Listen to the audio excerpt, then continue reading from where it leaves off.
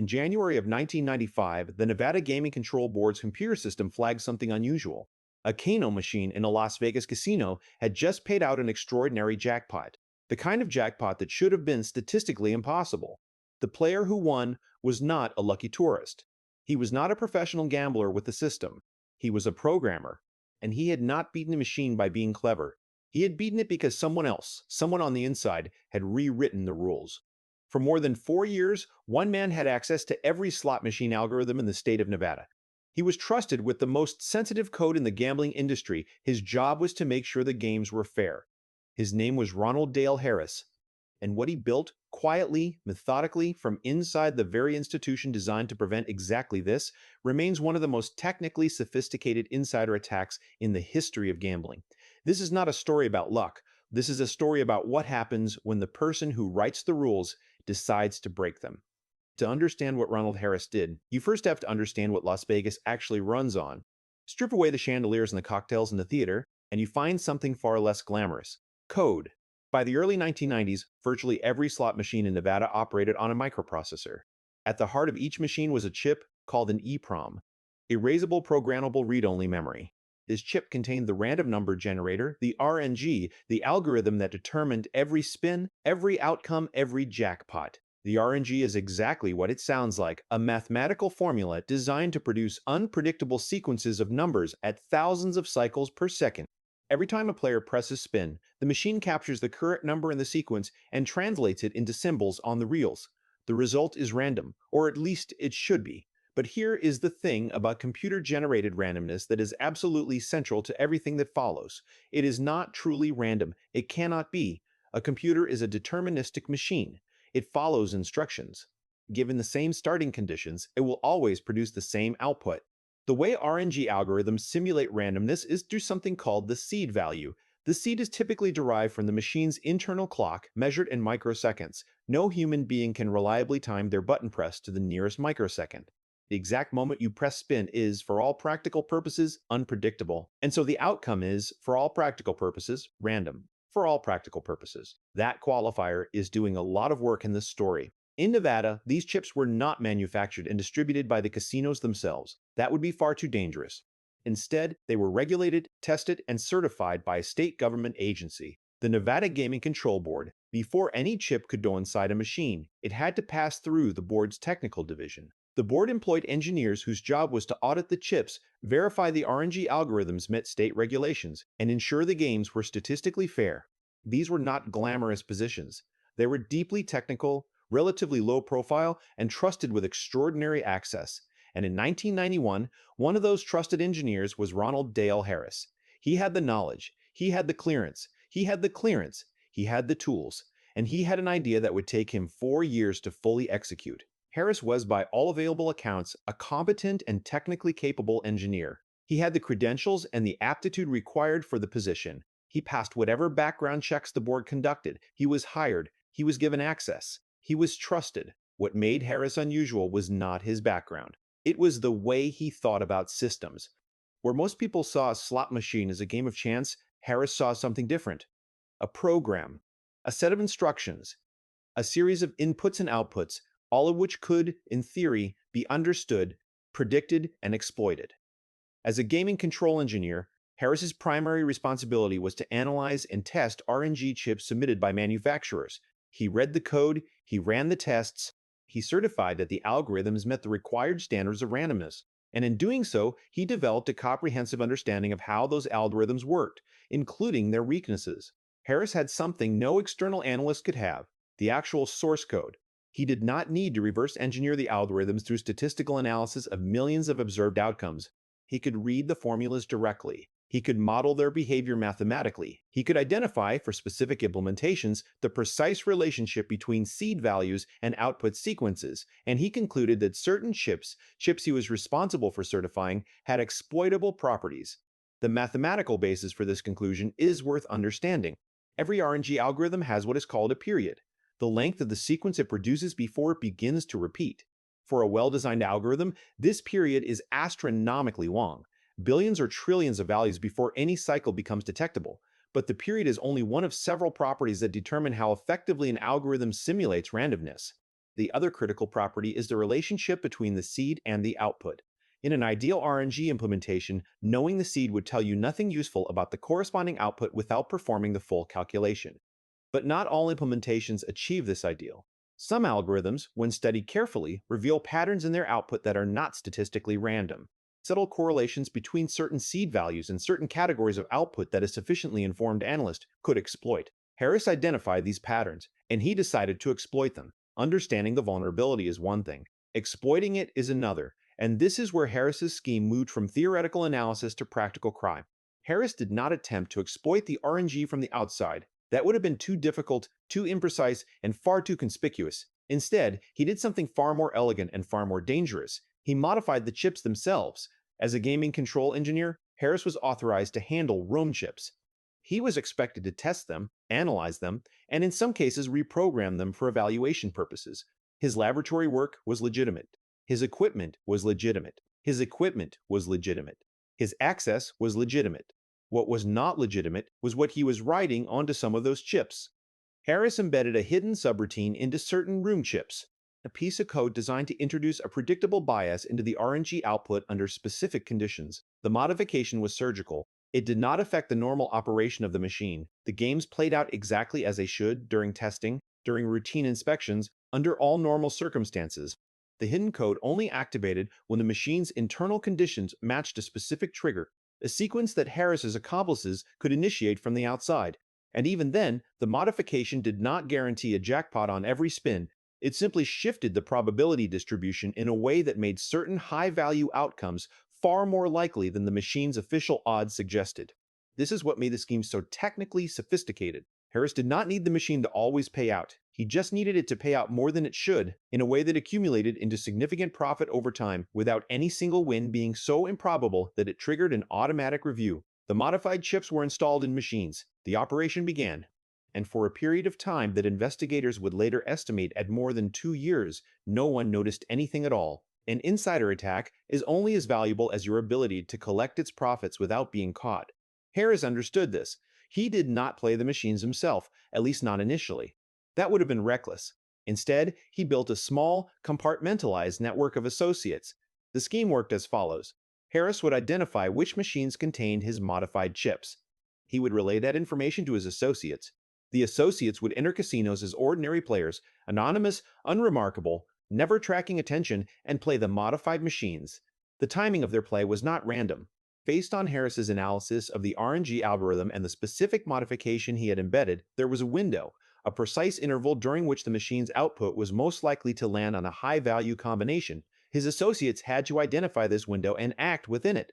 This required a level of coordination that went beyond simply knowing which machine to sit at. The exact mechanism of this timing coordination has never been fully explained in any public record. It remains one of the genuine technical mysteries of the case. What is documented is the result. The associates were able to play modified machines in a way that generated consistent, statistically improbable wins over time. The scheme produced wins on specific machines, across multiple venues, over multiple years. The compartmentalization was effective. Harris maintained his position at the gaming control board throughout. He continued to certify chips. He continued to conduct audits. He continued to be trusted. The system had no mechanism to detect that one of its own auditors was also its primary adversary. At some point, Harris's ambitions expanded beyond slot machines. His attention turned to Keno. Keno is a lottery-style game where players select numbers and a machine randomly draws a winning set. The RNG requirements for Keno are, in some respects, even more demanding than for slot machines, because the game involves selecting multiple values from a larger pool, but the fundamental principle is the same. A seed value, an algorithm, a sequence of outputs. Harris had access to Keno RNG code through his board responsibilities, and he applied the same analytical approach: study the algorithm, understand the seed generation, identify the predictable patterns. What he found was that certain Keno RNG implementations had characteristics that made them vulnerable to prediction. The distinction is important. The slot machine operation required Harris to physically modify chips, to introduce hardware-level changes to the machines themselves. The Keno approach, as best as investigators and analysts have been able to reconstruct, may have operated differently, not through chip modification, but through algorithm analysis. If Harris had sufficiently detailed knowledge of a specific Keno system's RNG, its algorithm, its seed generation mechanism, its internal clock behavior, he could potentially model the system's behavior from the outside. Given the right starting conditions, he might be able to predict with significant confidence which numbers the system was about to draw before bets were finalized. This is a fundamentally different category of attack. It requires no physical access to the machine. It requires no hardware modification. It requires only knowledge. Deep, specific, technically sophisticated knowledge of the kind that Harris had accumulated over years of working with these exact systems. And this is the part of Harris's operation that ultimately brought the entire scheme down.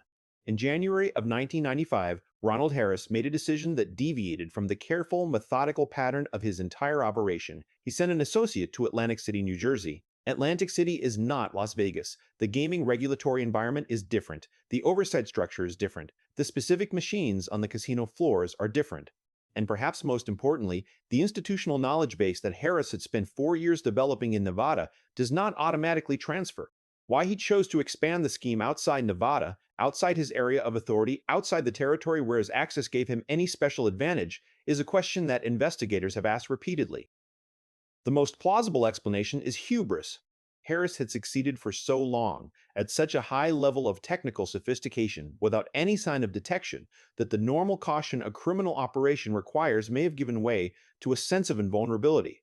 Harris's associate, a man named Reed McNeil, walked into a casino in Atlantic City and played Keno. McNeil won $100,000, a substantial jackpot that, under casino regulations, triggered an automatic review. The win itself was not impossible. Large Keno jackpots happen. But the circumstances of this particular win drew scrutiny. McNeil's behavior at the machine, the timing, the specific numbers selected, the precise way he played, struck casino security as unusual. Atlantic City casino security is not naive. These are institutions that have spent decades refining their ability to detect advantage play and cheating schemes.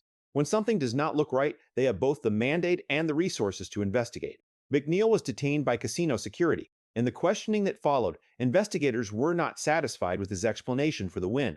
His story did not hold together in the way that a lucky player's story would. They contacted New Jersey gaming regulators. New Jersey gaming regulators contacted Nevada. And when Nevada investigators began pulling on the thread, they found that it led, inevitably, back to their own building. The Nevada Gaming Control Board launched an internal investigation. Investigators began auditing chip certification records, cross-referencing which machines had been flagged for unusual payouts, with which chips had been certified by which engineers. The convergence was not immediate, but the pattern was there. Machines with anomalous payout histories had a common point of contact in the certification chain, Ronald Harris. When investigators physically examined chips from machines with suspicious payout histories and compared them against the official certification records, they found the discrepancy. The code on the chips did not match the code that had been submitted for certification. Somewhere in the process, the chips had been modified. The modification was subtle enough that routine testing had not detected it, but it was not subtle enough to survive a deliberate forensic comparison by investigators who knew exactly what they were looking for. The installed chips contained code that did not match the certified specification. The additional code was small, a subroutine, perhaps a few hundred lines at most, embedded within the much larger body of legitimate programming. It was carefully hidden, integrated into the chip structure in a way that would not be immediately obvious during a casual review. But under forensic comparison, line by line, function by function, against the official certified version, the hidden code was unmistakably present. It was there in the compiled binary. It was there in the disassembled source. It was, to anyone looking for it with the right tools and the right expertise, undeniable. Ronald Harris was arrested in January 1995, the same month that McNeil's Atlantic City win had triggered the cascade. The man who had spent 4 years operating invisibly inside the system was taken into custody before he had any opportunity to disappear. For the Nevada Gaming Control Board, the Harris case was an institutional reckoning. An internal audit had failed to detect a 4-year insider attack. The regulatory framework that was supposed to guarantee the integrity of the state's gaming industry had been used against that very industry by one of its own employees. The board subsequently implemented significant reforms to its internal oversight procedures. The specific changes included enhanced protocols for chip handling, stricter segregation of duties between engineers who certified chips and those who had physical access to them, more rigorous comparison audits of installed chips against certification records. Harris pleaded guilty to charges related to fraud and computer crime. He was sentenced to a term in Nevada State Prison. Reed McNeil, prosecuted separately in New Jersey, faced charges related to his role as a co-conspirator in the fraud. The broader lesson of the Harris case, the one that resonates beyond the gaming industry, is about insider threats. In information security, the insider threat is consistently identified as one of the most difficult risks to manage. External attackers must find a way in. Insiders are already there. They understand the systems, the protocols, the oversight mechanisms. They know what the auditors look for because sometimes they are the auditors. Harris's scheme worked for as long as it did not, primarily because of the technical sophistication of his modifications, though that sophistication was real. It worked because the institution that employed him had no framework for detecting malicious behavior from within its own technical staff. Trust was extended. Oversight was minimal. The assumption of good faith was, for 4 years, his greatest asset. The chip is small. The code is invisible. The mechanism that maintains trust in an entire industry can fit in the palm of your hand, and the person most qualified to protect that mechanism is, by definition, the person most qualified to corrupt it. The Harris case, while specific to the gaming industry, illustrates a problem that extends far beyond casinos: the insider threat problem. The challenge of securing systems against people who are authorized to access those systems. Every complex system has a person inside it who understands it more deeply than the oversight mechanisms were designed to detect. Most of those people do nothing with that knowledge. They do their jobs. They maintain the systems. They uphold the trust placed in them. But a few do not. A few decide that the knowledge and access they have been given can be used for purposes other than those for which it was granted.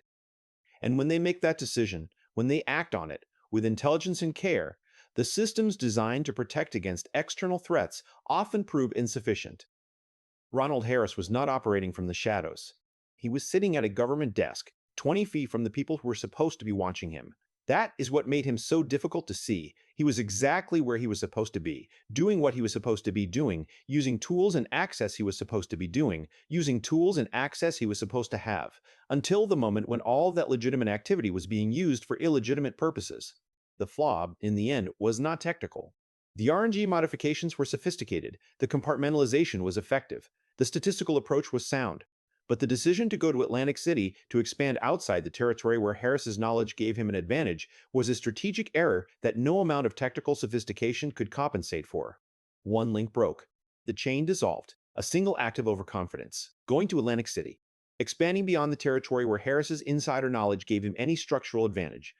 Playing in a jurisdiction with different machines, different oversight, different security staff who were sufficiently alert to flag an unusual win for further review. That is the paradox at the heart of the insider threat. The same knowledge and access required to secure a system is sufficient to compromise it. Trust is necessary, but trust unverified and unmonitored becomes vulnerability. The Harris case, more than 2 decades later, remains worth understanding, not because it is a curiosity, not because it is an entertaining story of crime and technology, but because it illustrates a problem that has not been solved. A problem that exists wherever complex systems rely on trusted insiders, and a problem that, ultimately, comes down to the oldest question in security: who watches the watchman? Ronald Harris was a watchman, and for 4 years, no one was watching him. This is Pseudofiles,